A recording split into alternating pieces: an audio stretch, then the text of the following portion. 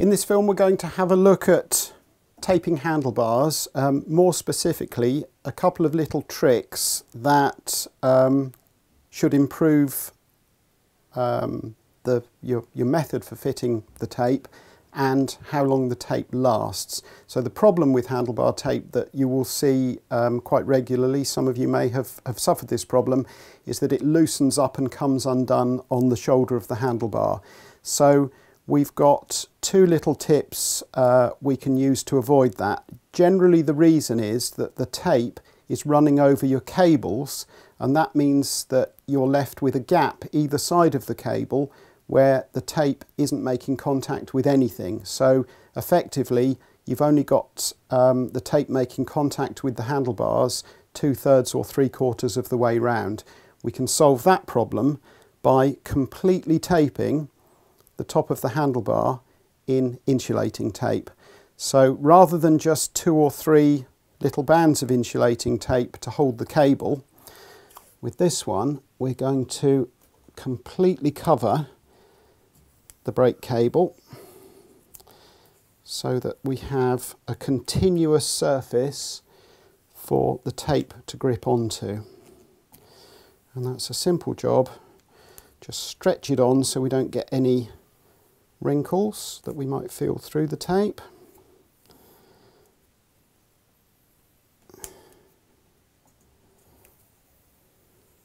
And this is the kind of thing that won't be done if you take your bike to a bike shop to have the handlebar tape changed, because you're generally paying probably a tenner to have handlebar tape fitted.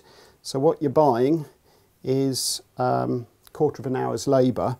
They're not going to take the time or spend the money on additional tape to do the job as we're doing it here. Also, it's in the bike shop's interest for your tape to fail at some time. They don't want your tape to last forever. This way it shouldn't come undone. So that's the first tip.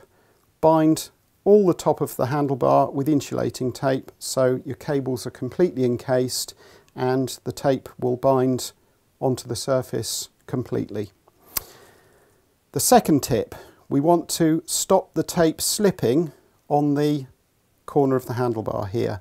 So as you ride, you're leaning with your hand, you'll be pushing the tape forwards. Some modern tape doesn't have an adhesive backing, it will have a gel backing. Some tape doesn't have any kind of gel or adhesive at all, it's just a case of stretching it on and hoping that it stays in place.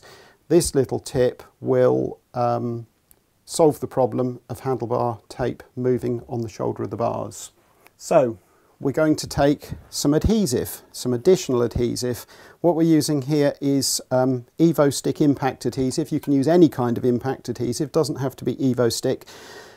What impact adhesive is, basically, it's rubber dissolved in petrol. And we'll just smear a bit of that onto our insulating tape. And this, another advantage here of the insulating tape on the handlebar is that we're not going to be left with any sticky residue on the aluminium handlebar. When we change the tape next time, we can peel all of this off cleanly. So we've just smeared a bit of Evo Stick onto the top corner of the handlebar, the top shoulder. We need to let that dry thoroughly. You don't want to be winding your new tape into wet contact adhesive, otherwise you'll get a permanent bond. We might want to take the handlebar tape off later to change cables and then refit it. So let that dry thoroughly, give it a good half an hour and then apply the tape over the top. So our third trick here for successful handlebar taping is how to secure these little bits that go around the back of the lever. And it can often be annoying that you start taping the handlebar, this is held on with its own adhesive, and as you work it starts to come undone. Then you've got the problem of trying to wind the tape on and at the same time stick these bits back. The simple application of a rubber band will hold that in place as you work. So we put that round the lever hood. There we are. Now that's held in place while we start to wind the tape on, tape over it, that can't move. When we finish, we remove the handlebar, refit the lever hood. So just stops that moving while we're working. So that's our third little tip. The fourth one we're going to show you is how you start the tape off. So we've got some new Bontrager tape here. This is cork tape.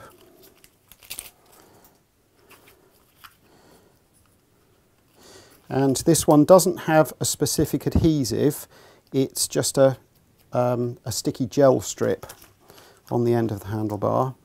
And to start, we go underneath the handlebar to the centre, and we want to have just the first third of the gel layer in contact with the end of the handlebar and the other 2/3 of the tape overhanging.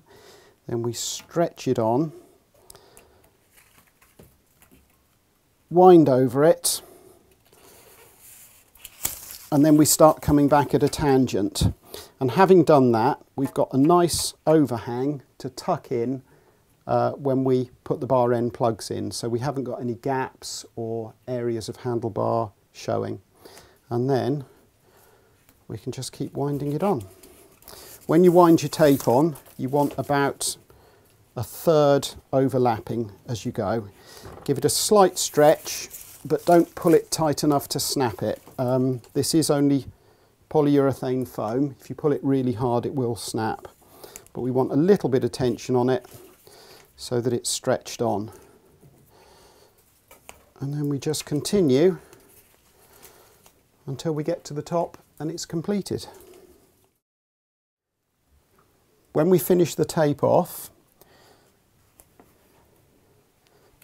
we need to cut it off at an angle so it fits flush up against the cross-top lever in this case. Normally it would just be finishing at a step in the handlebar.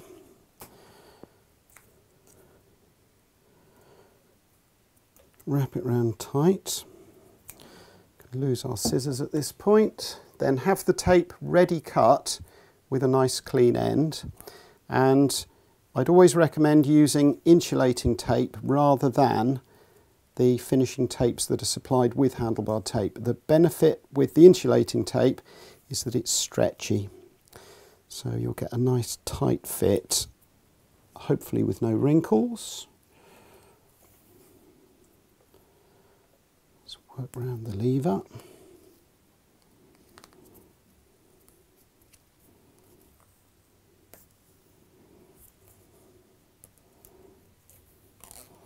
And we'll give it a couple of layers just to make sure. Just stretching it gently as we go. And snip it off underneath so that we haven't got a join that shows. There we are. The last bit to do, tuck the ends in and push in the handlebar plug. There's our handlebar plug. Tuck the ends in. In it goes. Turn the lever hood back. Job done.